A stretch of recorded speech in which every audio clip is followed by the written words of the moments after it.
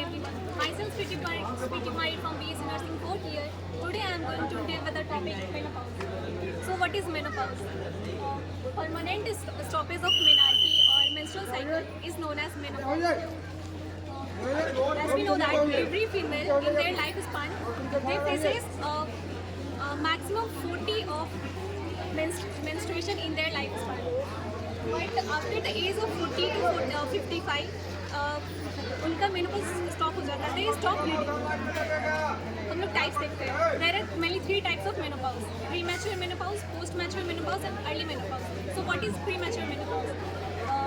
When a woman stop bleeding before the age of 45, अगर कोई female जो menstruation अपना स्टॉप कर लेती है, मतलब उनका ब्लीडिंग फेज स्टॉप हो जाता है बिफोर द एज ऑफ 45, तो उसको हम लोग प्री मैच्योर मेनोपॉज बोलते हैं।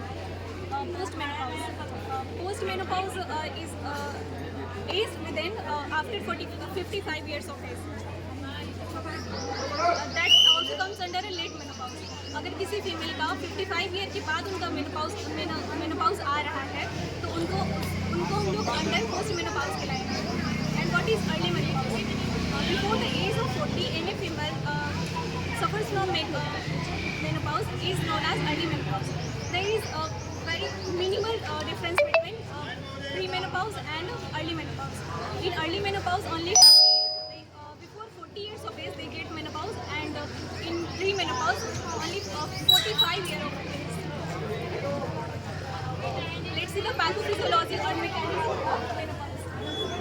मेनोपॉज के 2-3 साल पहले हमारे किसी भी फीमेल की बॉडी में फॉलिकुलर एक्टिविटीज़ लो हो जाता है।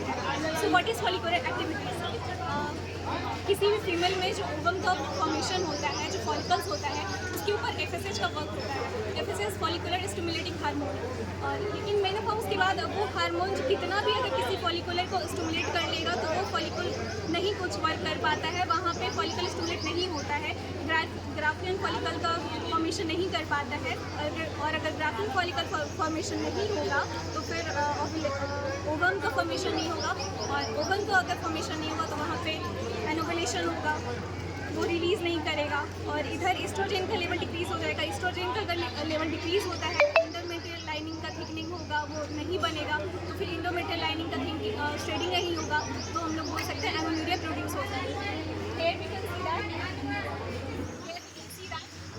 एस्ट्रोजन का लेवल ऐसे डिक्रीज़ हो रहा है, इंडोमेट्रियल ग्रोथ नहीं हो रहा है, और इंडोमेट्रियल का शेडिंग नहीं हो रहा है, तो एमेन्यूरिया प्रोड्यूस होता है। और ग्राफियन फॉलिकल का रप्चर नहीं हो रहा है, तो वहाँ से एनोवुलेशन प्रोड्यूस होता है। अब किसी भी फीमेल में अगर मेनोपॉज आ रहा है तो उसका साइन और सिम्टम्स क्या रहेंगे? फर्स्ट ऑफ ऑल किसी भी फीमेल में रात में सडनली उनका हॉट फ्लश होता है, उनका टेम्परेचर एट अ मिडनाइट बहुत हाई हो जाता है, not for more than 2 to 10 minutes. ये एक सिम्टम्स है, मतलब ये एक अर्ली मेनोपॉज का सिम्टम्स है। नॉर्मली ये नहीं देखा जाता है हर फीमेल में। जिनका menopause before the age of 40 start होता है उन्हीं में ये पाया जाता है। इसका ड्यूरेशन बहुत कम होता है, टेम्परेचर बहुत हाई रहता है। इसका इटियोलॉजी अभी तक अननोन है।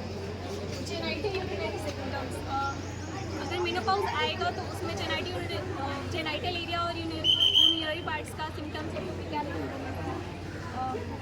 जैसे ही मेनोपॉज आता है तो किसी भी फीमेल का वेजाइनल pH होता है वो लो हो जाता है, वो अल्कनाइल हो जाता है नेचर उसका, तो वहाँ ड्राइनेस और इन्फेक्शन, ईचिंग प्रोड्यूस होता है, pH हो जाता है, डिस्पेरियोनिया हो जाता है, डिफिकल्टी इन सेक्सुअल इंटरकोर्स, और या फिर कभी एब्सेंस ऑफ सेक्सुअल इंटरकोर्स भी होता है।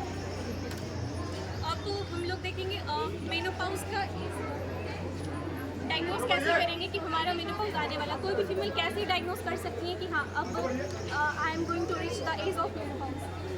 एज जैसे कि पहले भी बताया, 3 एज बताया था मैंने, अर्ली, प्रो और पोस्ट।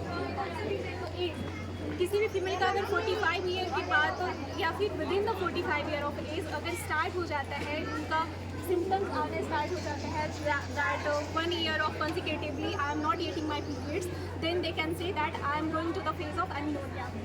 उनका फॉलिकुलर एक्टिविटीज़ ख़त्म हो जाता है, उनका रिप्रोडक्टिव एज ख़त्म हो जाता है। जैसे नॉर्मली किसी भी रिप्रोडक्टिव एज की फीमेल में एस्ट्रोजन का जो लेवल होता है 50 to 300 mg/dl होता है, पर वही अगर फीमेल मेनोपॉज में आती है तो उसका लेवल डिक्रीज होकर 10 to 20 mg/dl हो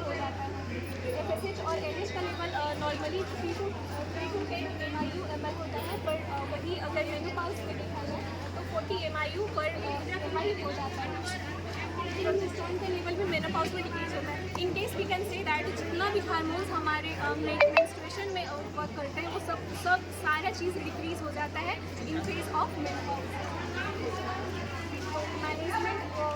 management in some cases menopause needs to deal with the requirement of such as hormonal management। अगर किसी फीमेल को बहुत जल्दी मेनोपॉज आ रहा है तो उनको एंजाइटी से भी सफ़र करना पड़ सकता है। तो इन दैट केस हम लोग नॉन हार्मोनल थेरेपी भी दे सकते हैं, like anti depressant drugs such as diazepam. और हार्मोनल थेरेपी में आता है दो तरह का थेरेपी आता है, कंबाइंड और एक ओनली एस्ट्रोजन थेरेपी। तो कंबाइंड थेरेपी हम लोग कब देंगे?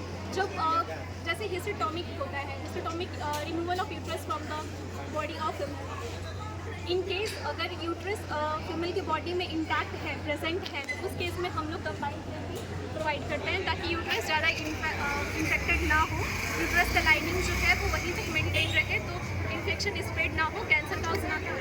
और इन केस अगर यूट्रस इंटैक्ट नहीं है, हमारे बॉडी में प्रेजेंट नहीं है, तो फिर हम एस्ट्रोजन थेरेपी देते हैं, क्योंकि अगर यूट्रस प्रेजेंट ही नहीं है तो फिर वहाँ का कोई फ़र्क ही नहीं पड़ेगा, सेल्स का ग्रोथ होने का कोई चांस ही नहीं है। And one of the last management of menopause is surgical management. In this uterus female की बॉडी से यूट्रस को रिमूव कर दिया जाता है permanently, so thickening of uterus is not going to be happen, so bleeding phase are permanently stop. That's one. Thank you.